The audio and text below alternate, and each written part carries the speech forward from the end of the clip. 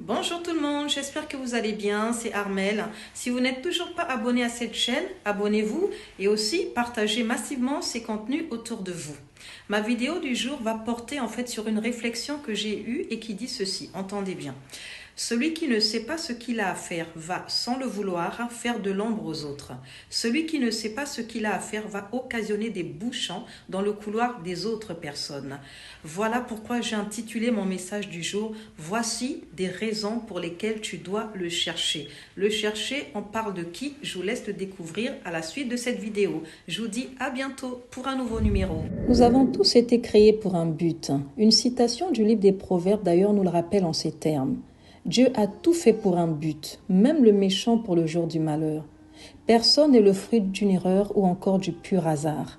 Lorsque Dieu nous a créés, il ne s'est pas dit « zut », mais celui-là d'ailleurs, pourquoi je l'ai fait? Non, tout ce qu'il a fait, il l'a fait à dessein. Et vous savez pourquoi? Parce qu'il déteste le gâchis.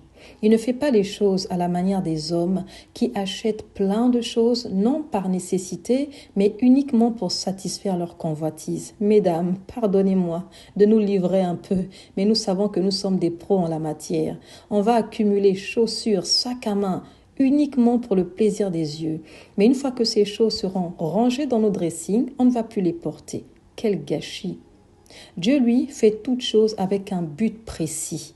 Nous ne sommes pas des erreurs ou des accidents comme certaines personnes voudront nous le faire croire. Dieu nous a voulu et investi en chacun de nous des trésors qu'il va falloir explorer. Dans un passage du livre d'Éphésiens, il dit « Nous sommes son ouvrage, ayant été créés en Jésus-Christ pour de bonnes œuvres que Dieu a préparées d'avance afin que nous les pratiquions. » Chaque homme transporte en lui des œuvres qui lui ont été assignées.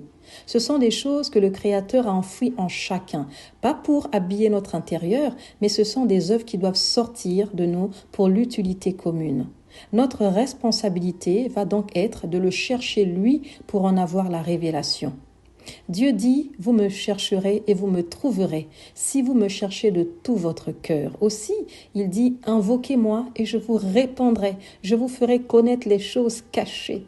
Dieu attend que chaque homme revienne à lui, à la prière ou encore par sa parole pour avoir la notice qui lui est propre.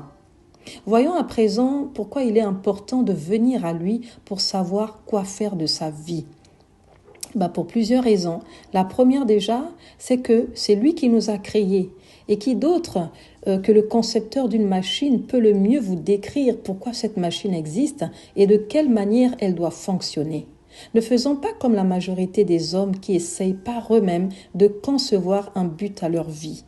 Ensuite, il est vital aussi de savoir pourquoi, parce que ça va nous permettre de donner un sens à notre vie. Beaucoup vivent amers, frustrés, parce qu'ils ont le sentiment de n'avoir aucun but dans leur vie.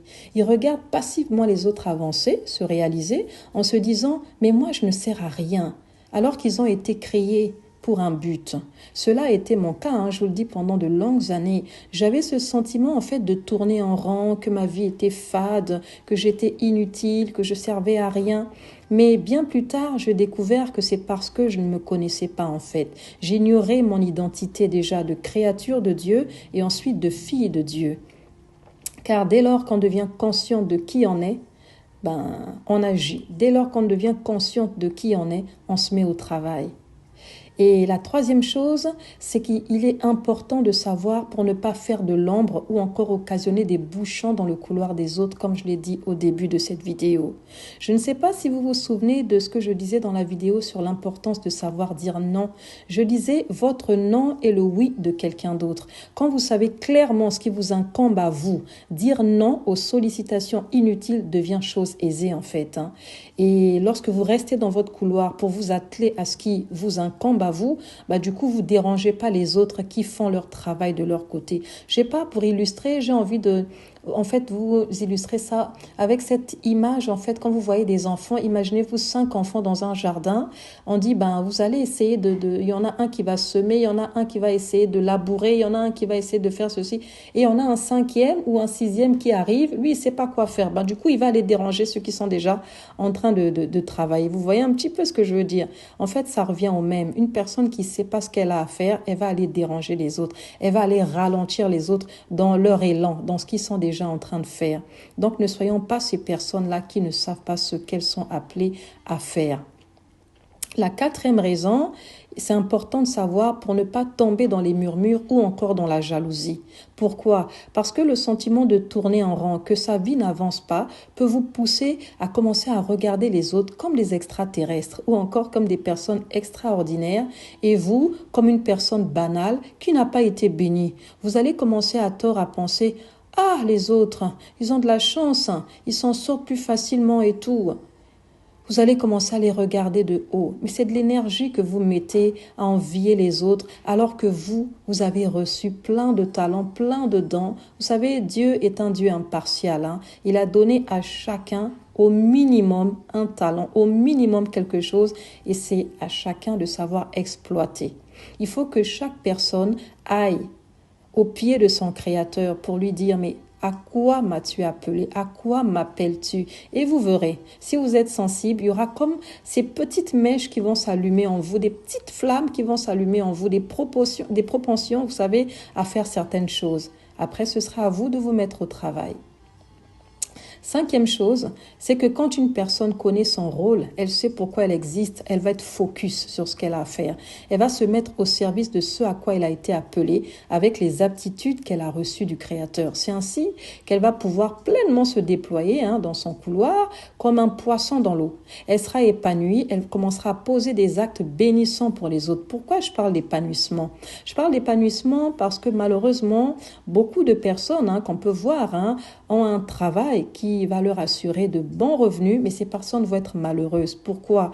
Parce que pour beaucoup, elles vont utiliser les aptitudes du Créateur, mais à faire autre chose que ce à quoi elles ont été destinées. Ou encore, ces aptitudes, malheureusement, seront utilisées à mauvais escient. C'est un peu comme ces génies, qu'on peut voir, ces génies informatiques, mais qui deviennent des pirates informatiques. Ça va être aussi des personnes qui vraiment, des génies, des savants, qui vont malheureusement, au lieu de mettre leur savoir, leur génie au service des bonnes choses, elles vont faire par exemple des bombes atomiques, elles vont faire des armes biologiques pour détruire les êtres humains. Vous voyez, quand les aptitudes que le Créateur a données ne sont pas utilisées à bon escient, ça donne ce qu'on voit aujourd'hui, malheureusement. La sixième et dernière raison que j'ai identifiée, c'est que c'est important de savoir pourquoi. Pour espérer remporter la récompense que le Créateur donnera à tout ce qu'il appelle les bons et fidèles serviteurs. Ça veut dire que quand il nous crée, il nous met sur terre pour accomplir des missions.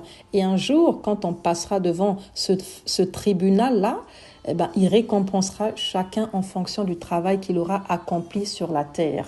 Donc voilà les amis, pour chuter, je dirais que lorsqu'une personne fait vraiment ce qu'elle doit faire, elle va sentir une paix intérieure. Elle va sentir comme une osmose avec elle-même. Elle aura ce sentiment de servir à quelque chose, pas ce sentiment de ne servir à rien. Il n'y aura aucun amalgame dans sa tête. Les choses seront claires dans son esprit parce qu'il y aura cette voix intérieure qui va la rassurer, lui dire « Yes, tu es dans ton élément ». Les choses vont lui réussir, même si bien entendu, il faudra travailler, il y aura peut-être des difficultés sur le trajet, mais au finish, les choses vont réussir à cette personne. Et la réussite dans ce que cette personne entreprendra sera en fait une forme d'approbation du Créateur pour dire « j'approuve ». Donc cette personne réussira dans toutes ses entreprises.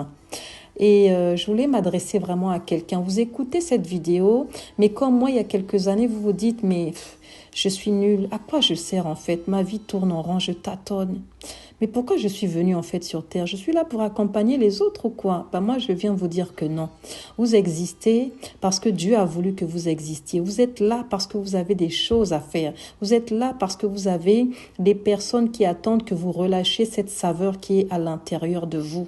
Mais pour découvrir toutes ces potentialités, tous ces trésors, il va falloir que vous alliez au pied de votre Créateur. Lui seul a le remède. Lui seul a le téléchargement de la notice qui est propre à vous. Lui seul pourra vous aider à savoir pourquoi vous existez. Lui seul saura vous apporter les réponses que vous souhaitez.